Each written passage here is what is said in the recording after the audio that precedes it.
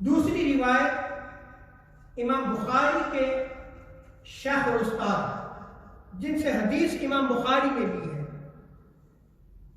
امام عبد الرزاق، انہوں نے المصنف میں اس روایت کو جو ہے وہ نقل کیا ہے۔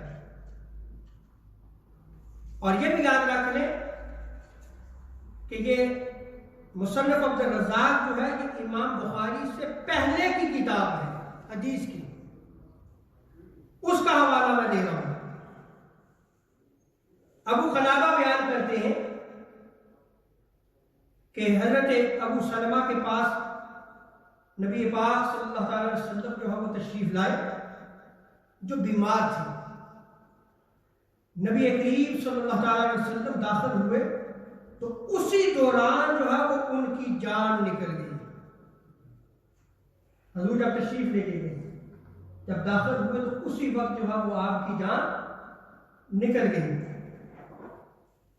آپ علیہ السلام نے جو ہے وہ رونے کی آواز سنی تو حضور علیہ السلام نے ارشاد فرمایا، لوگوں تم لوگ اپنے بارے میں صرف بھلائی کی دعا کرنا۔ حضور کا فرمان کہ یہ دعا کا وقت ہے اور بھلائی کی دعا کرنا، کیونکہ فرشتے میت کے پاس موجود ہوتے ہیں۔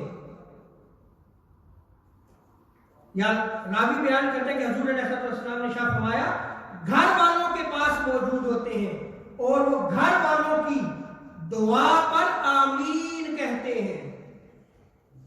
یہ دوسری دلیل آ رہی ہے۔ حضور علیہ السلام نے ارشاد فرمایا کہ جب میت ہو جاتی ہے اور اس میت پہ جو ہے وہ تم اچھی بات کہو، اس لیے کہ اس بات پہ فرشتے جو ہے وہ آمین کر رہے ہوتے ہیں۔ اور یہ جو روایت میں دوسری نقل کر رہا ہوں مصنف عبد الرزاق کی، اس پہ حضور علیہ السلام نے فرمایا کہ گھر والوں کی دعا پہ آمین کہتے ہیں، گھر والوں کی دعا پہ آمین کہتے ہیں۔ پہلی حدیث مبارکہ جو صحیح مسلم میں نقل کی تھی وہ مطلقاً تھا کہ کوئی بھی میت ہو تو تم اچھی بات کہو، اس لیے کہ فرشتے آمین کہتے ہیں۔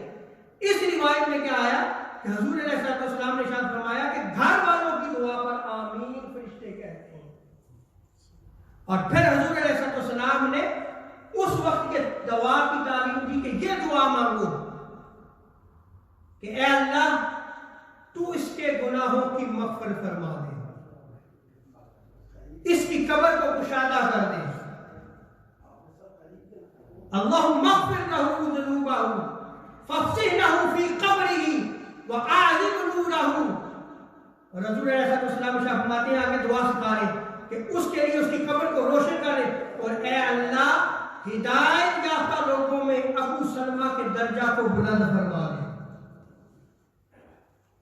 حضور خود دعا کی تعلیم دے رہے ہیں نہیں دے رہے؟ یہ جنازے سے پہلے کی دعا ہے جو میت کے لیے دعا مانگی جا رہی ہے۔ اور آگے حضور علیہ السلام نے جو دعا کی تعلیم دی اس میں حضور علیہ السلام نے ارشاد فرمایا اور پیچھے رہنے والوں میں ان کا اے باری تعالیٰ کارساز تو بن جا، اور تمام جہانوں کے پروردگار تو ان کی جو ہے وہ بخشش و مغفرت فرما۔ اب آپ مجھے یہ بتائیں، جنازے سے پہلے ہم اہل سنت و جماعت کے علماء، مساجد کے ائمہ دعا مانگتے ہیں یا نہیں مانگتے؟ مانگتے ہیں۔ اب وہ جو کہا جاتا ہے کہ یہ دعا ثابت نہیں ہے، یہ آج کے دور کا فتنہ ہے، حضور کی سنت کا انکار ہے، حضور کی تعلیم کا انکار ہے، لیک آف نالج ہے۔